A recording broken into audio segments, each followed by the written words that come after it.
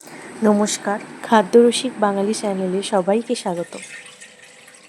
আমি এখানে 3 গ্লাস জল ব্যবহার করেছি।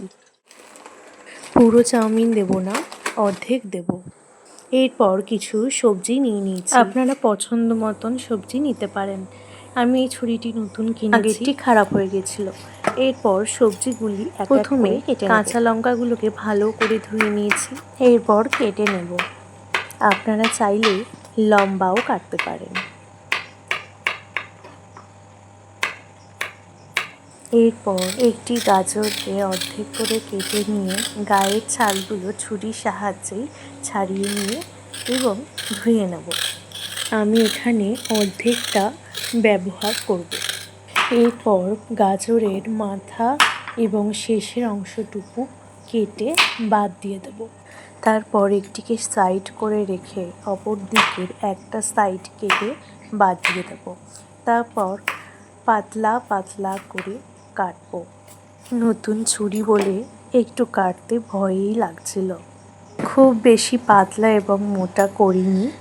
এরপর সব কটাকে একসাথে নিয়ে লম্বা লম্বা এবং সরু করে কাটবো। বাকিটুকু অংশটাও কেটে নেব। এরপর ক্যাপসিকাম নিয়ে নিয়েছি। ক্যাপসিকামটা অবশ্যই 3টে মাথা আছে, যে কারণে আমি এই ক্যাপসিকামটা চাউমিনে ব্যবহার করব। অনেক ক্যাপসিকামে 4খানা মাথা হয়। আপনারা 2-3 রকমেরও ব্যবহার করতে পারেন। আমি প্রথমে পাতলা পাতলা অংশগুলোকে ছেটে বাদ দিয়ে দেব এবং প্রথম এবং শেষ দিকটি কেটে বাদ দিয়ে দেব। তারপর কিছুটা সমান করে নেব। সমান করে নেওয়ার পর সরু সরু করে কাটতে শুরু করব।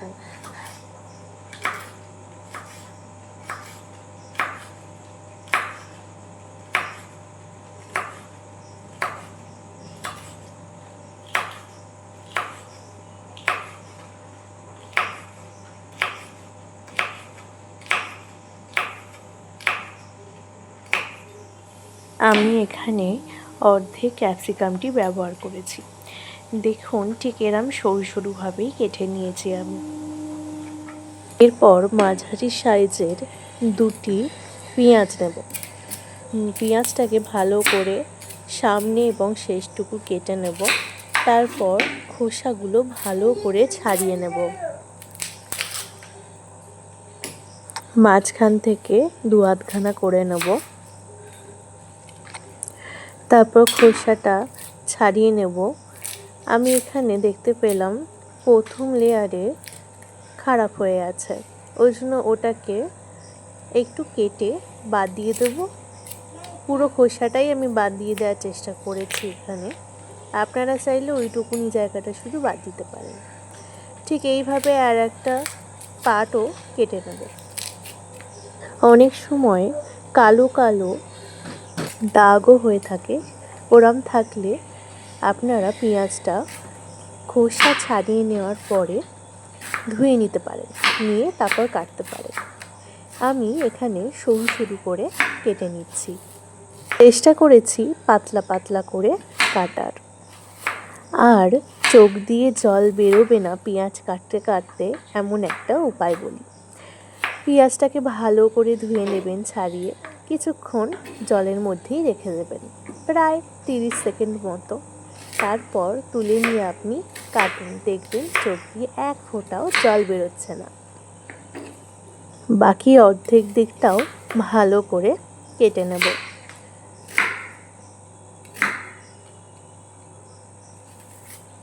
কাটা হয়ে গেছে, এবার আস্তে আস্তে গুছিয়ে নেব। দেখুন কতটা সরু সরু হয়েছে।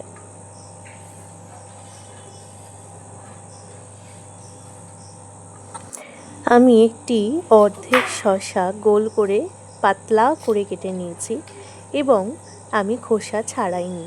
আমার খোসা শুদ্ধই ভালো লাগে, আপনারা চাইলে খোসা কেটে বাদ দিতে পারেন। তারপর অনেকগুলো শসা একসাথে করে নিয়ে সরু সরু করে কেটে নেব, লম্বা লম্বা করে অবশ্যই। দেখুন তো একটা থালা পুরো সবজি কি সুন্দর সুন্দর হয়েছে। ওদিকে আমার গরম জল হয়ে গেছে। এবার আস্তে আস্তে চাউগুলো আমি দিয়ে দিলাম। হ্যাঁ, আমার আগে কিন্তু চাউ ছিল, সেটা আগে কিন্তু ব্যবহার করেছি। তারপর নতুন চাউমিনের প্যাকেট থেকে অর্ধেক নিয়েছি। দেখুন আমার সেদ্ধ হয়ে গেছে, কিন্তু গায়ে গায়ে লেগে যায়নি। 80% সেদ্ধ করেছি। এরপর কিছু বাদাম গরম তেলে দিয়ে ভেজে নিয়েছি। আমি কিন্তু নুন ব্যবহার করিনি এখানে, আপনারা চাইলে নুন দিতে পারেন। এরপর আমি 3টে ডিম ডাইরেক্ট ভেঙে কড়াতে দিয়ে দিয়েছি গরম তেলে। কিছুক্ষণ রেখে তারপর ডিমের ভুজিয়া বানিয়ে নেবেন। অবশ্যই নুন দিতে কিন্তু ভুলবেন না। আমি কিন্তু গ্যাসের আঁচটা মিডিয়ামে রেখেছি।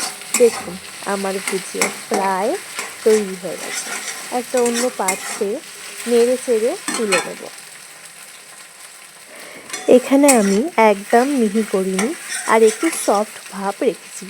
বেশি ভাজলে কিন্তু কড়া হয়ে যাবে। এরপর লঙ্কা কুচিগুলো দিয়ে দিলাম, গাজরগুলো দিয়ে দিলাম, তারপর ক্যাপসিকামগুলোও দিয়ে দিলাম। তারপর খুন্তি দিয়ে একটু নাড়াচাড়া করে নেব। সামান্য ভাজার পর পেঁয়াজ কুচিগুলো হাত দিয়ে রোগড়ে তারই মধ্যে দিয়ে দিলাম। এরপর নেড়েচেড়ে আবার নেব।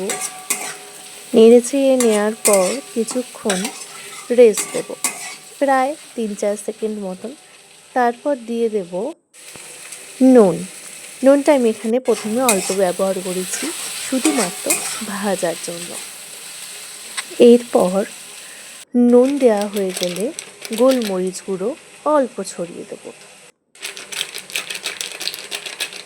আমি এখানে একটু আলুর দমের গুঁড়ো মশলা ব্যবহার করেছি। তারপর অল্প টমেটো সস। ভালো করে নেড়ে চেড়ে নেওয়ার পর শসা দিয়ে দেবো। আমি এখানে শসা কুচিটা একবারেই কড়াতেই দিয়েছি, আমার খেতে বেশ ভালো লাগে। আপনারা চাইলে এটাকে স্কিপ করতে পারেন। তারপর আরেকটু ভালোভাবে নেড়ে চেড়ে নিতে হবে। পর আমি অল্প সোয়া সস ব্যবহার করেছি। আপনারা চাইলে জলে গুলে দিতে পারেন, কিন্তু আমি ডাইরেক্ট দিয়েছি। এরপর সেদ্ধ করা চাউটাকে জল ঝরিয়ে নিয়েছি। দেখুন একটার সাথে একটা গায়ে লেগে নেই, একদম ঝুরঝুরে হয়েছে। তারপর সেটিকে অল্প অল্প করে কড়ার মধ্যে দিয়ে দিলাম। তারপর ভাজাগুলো এক এক করে দিয়ে দিলাম। এরপর নুন দিয়ে ভালো করে নাড়লাম। আপনাকে এখানে নাড়াতে হবে। আর একটু আমি সোয়া সস জলে গুলে এই মুহূর্তে দিয়েছি। তারপর সব ভালো করে মিশিয়ে নিয়ে প্লেটে গরম গরম সার্ভ করুন। এরকম সাদা সাদা চাউমিন আমার খুব ভালো লাগে। আপনাদের কেমন লাগে অবশ্যই কমেন্টে জানাবেন। আর অবশ্যই সাবস্ক্রাইব করতে কিন্তু ভুলবেন না। দেখা হচ্ছে পরের ভিডিওয়ে। টাটা।